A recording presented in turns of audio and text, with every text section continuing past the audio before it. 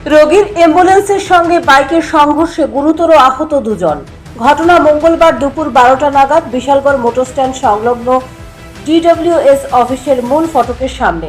জানা যায় TR03B0814 নম্বরের একটি অ্যাম্বুলেন্স শান্তিরবাজার জেলা হাসপাতাল থেকে রোগী নিয়ে আগরতলা জিবিপি হাসপাতালের উদ্দেশ্যে আসছিল।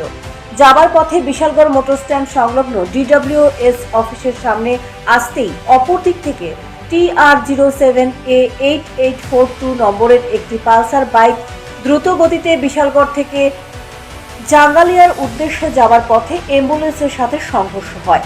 বাইক ও অ্যাম্বুলেন্সের সংঘর্ষে বাইক সহ চালক রাস্তায় ছিটকে পড়ে যায় এবং অ্যাম্বুলেন্সটি রাস্তার পাশে ড্রেনে উল্টে যায়।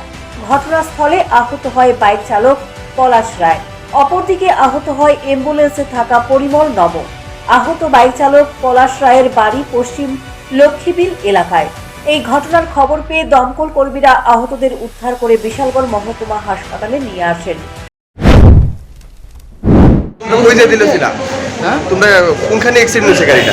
লাস্ট মোড়ে, আমি ঠিক নাম জানি না, সামনে মোড়ে ব্রিজটার আগে এখানে বাইক একটা ইউটার্ন হয়েছে। তোমরা কই থেকে কই যেতে দিয়েছিলে? শান্তিবাজার থেকে আগরতলা। কোনখানে? জিবিতে? কি কারণে যেতে দিয়েছিল? সকালবেলা আমার আঙ্কেলে স্কুল করছিল এই জন্য রেফার দিছে শান্তিবাজার থেকে। আহত বাইক চালককে হাপানিয়া TMC হাসপাতালে রেফার করা হয়। অপরদিকে আহত পরিমল নবকে জিবিপি হাসপাতালে রেফার করা হয়েছে। আহত পরিমল নবর বাড়ি জুলাই বাড়ি।